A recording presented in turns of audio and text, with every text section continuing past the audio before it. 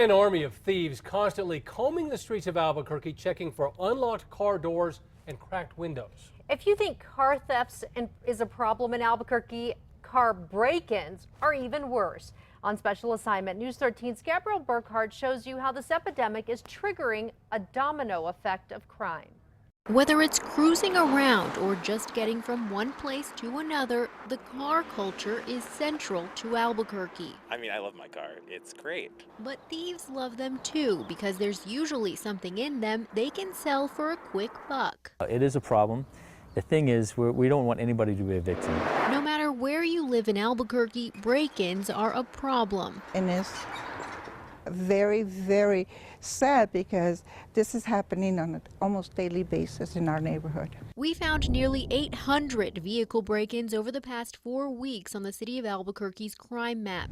The east side, which has a lot more homes and businesses, had a lot more break-ins than the west side.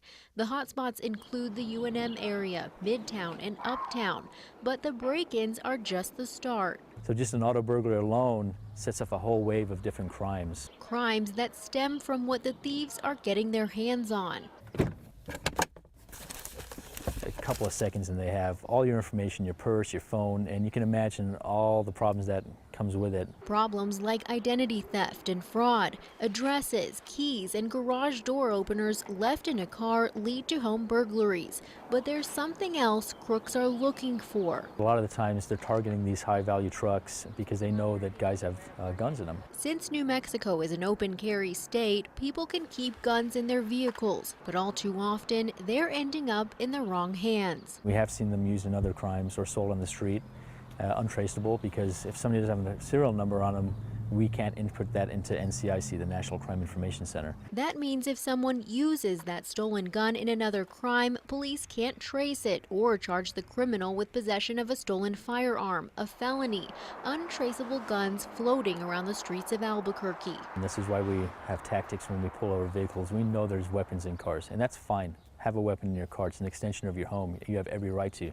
But secure that weapon when you leave that car. Police say people in the community can make a difference simply by taking away the opportunity from criminals to steal anything personal.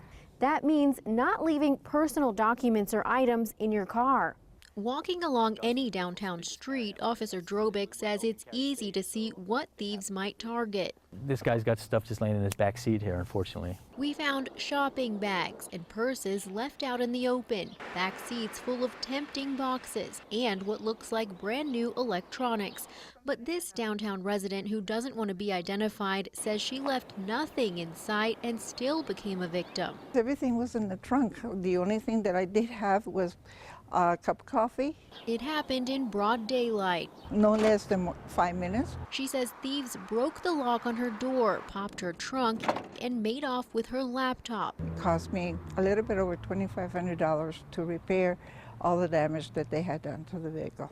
She now has surveillance cameras outside her home, but APD says thieves usually want the quick, quiet, easy way in, so they check for unlocked door handles, which is why they often flock to parking lots. If you hit 100 cars and you get 4 cars that open up, you hit the jackpot. It's no secret many of the thieves commit these crimes to feed a drug habit. Police blame the justice system too. That's the numbers that surprise me, is how many times have we arrested this guy this year for the same crime? 8 times, 9 times, a dozen times. And then those property crimes turn into violent crimes. Crimes that can often be prevented by keeping an empty car. Don't let these crooks win. On special assignment, Gabrielle Burkhart, KRQE News 13. To see how many car break-ins have happened in your neighborhood lately, head to the story on our KRQE News app.